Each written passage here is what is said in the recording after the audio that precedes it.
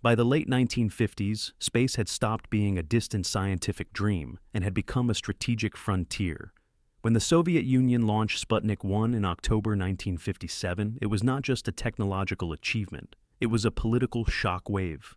The satellite's radio signal, simple and repetitive, carried a powerful message. Earth was no longer protected by geography. For the first time in history, a machine built by one nation could pass over every other nation without permission. Borders meant nothing in orbit. Military planners immediately understood the implications. If a satellite could fly overhead, it could observe, record, and eventually threaten. The United States responded quickly. Rocket development accelerated. New satellite programs were funded. Reconnaissance became one of the earliest military uses of space. Early spy satellites photographed enemy territory and returned film to Earth using recovery capsules. These systems worked, but they were far from perfect. The satellites followed fixed orbits and rigid schedules. Their cameras operated automatically, without human judgment. If clouds blocked a target, the opportunity was lost. If a camera malfunctioned, the entire mission could fail. Film recovery took days or weeks, slowing intelligence analysis. The U.S. Air Force began to question whether automation alone was enough. Military leaders believed that trained humans in orbit could overcome these weaknesses. A person could look at a scene and understand context. A person could decide what mattered and what did not. A person could react immediately. At the same time, NASA was moving in a very different direction. Its Mercury and Gemini programs were public, civilian, and focused on human endurance and exploration. NASA represented openness. The Air Force wanted secrecy, control, and strategic advantage. By the early 1960s, these two visions of spaceflight existed side by side. One was visible to the world. The other was forming quietly, out of sight. Project Approval and Secrecy, 1963 to 1964. In 1963, the U.S. Department of Defense approved a program officially named the Manned Orbiting Laboratory, or MOL. The name itself was carefully chosen. It sounded scientific, neutral, and harmless.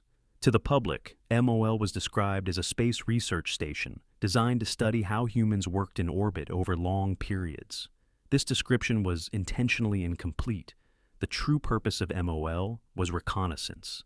It was designed to give the United States a manned surveillance platform in space, capable of observing strategic targets on Earth with unprecedented precision. Unlike NASA projects, MOL was placed entirely under U.S. Air Force control. This decision allowed the program to operate under military classification and avoid public oversight. Even NASA was denied full access to MOL details. The orbit chosen for MOL was polar. This was not accidental. A polar orbit allowed the station to pass over nearly every point on Earth as the planet rotated beneath it. This meant repeated coverage of the Soviet Union and other areas of interest. Funding for MOL was approved quietly through defense channels. Lockheed was selected to build the laboratory module. McDonnell Aircraft modified the Gemini spacecraft. Martin Marietta developed a new, more powerful launch vehicle specifically for MOL missions. Secrecy surrounded every stage of development. Documents were classified, personnel were compartmentalized.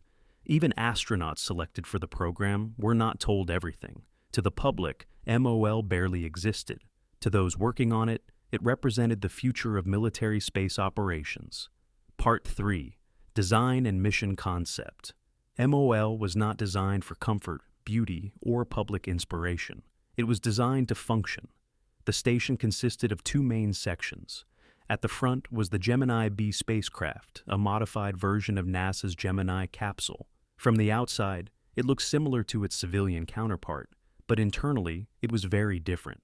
The most important modification was a hatch built directly into the heat shield. After reaching orbit, astronauts could open this hatch and move into the laboratory module behind them.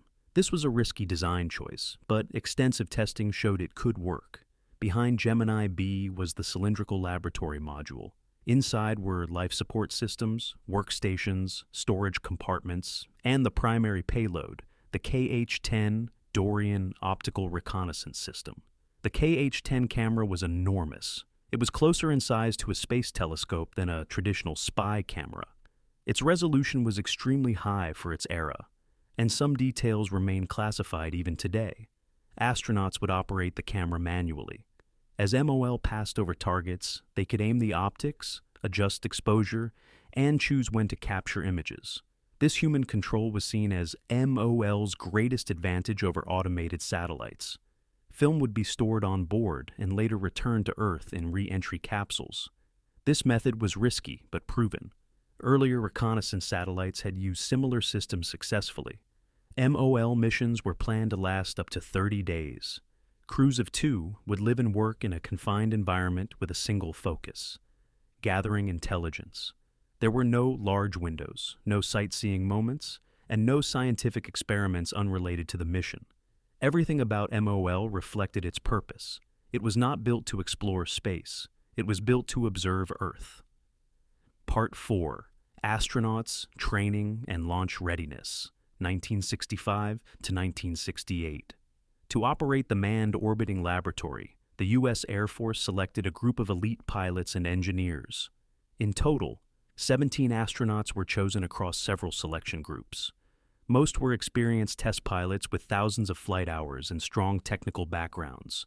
They were accustomed to risk, discipline, and secrecy. Unlike NASA astronauts, MOL crews trained largely outside the public eye. There were no press conferences, no televised interviews, and no public missions to prepare for. Much of their work took place inside secure facilities, away from attention. Training covered standard spacecraft operations, orbital mechanics, and emergency procedures. However, a significant portion of training focused on operating complex optical systems. Astronauts learned how to identify ground targets, manage camera timing, and interpret visual information while traveling at orbital speed. Information was compartmentalized.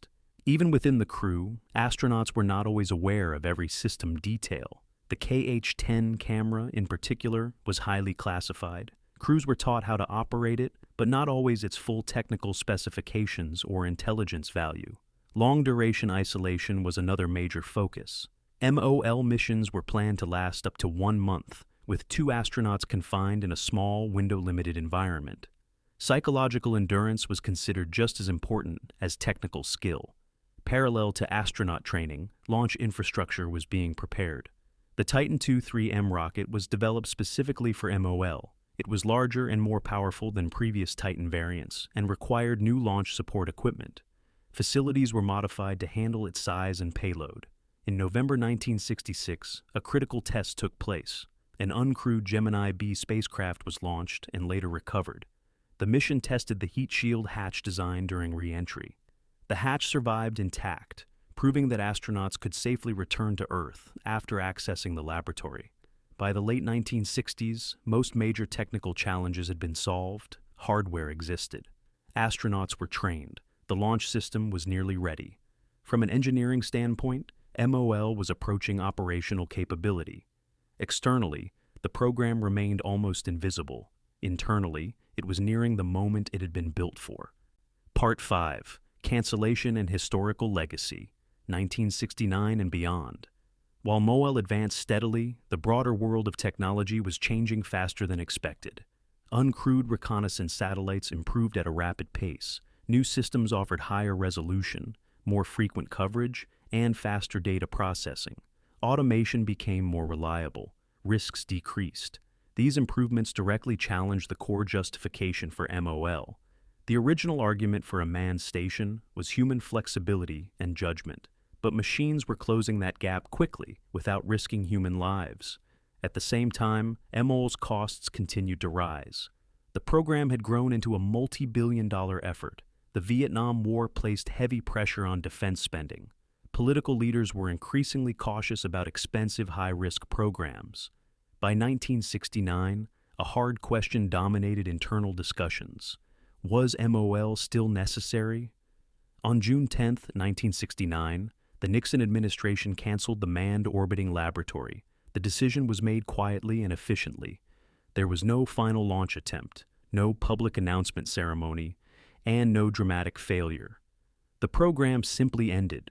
The Titan IIIM rocket was never flown. MOL never reached orbit. The astronauts were reassigned. Several transferred to NASA and later flew space shuttle missions, including Robert Crippen, Richard Truly, and Carol Bow Bobko.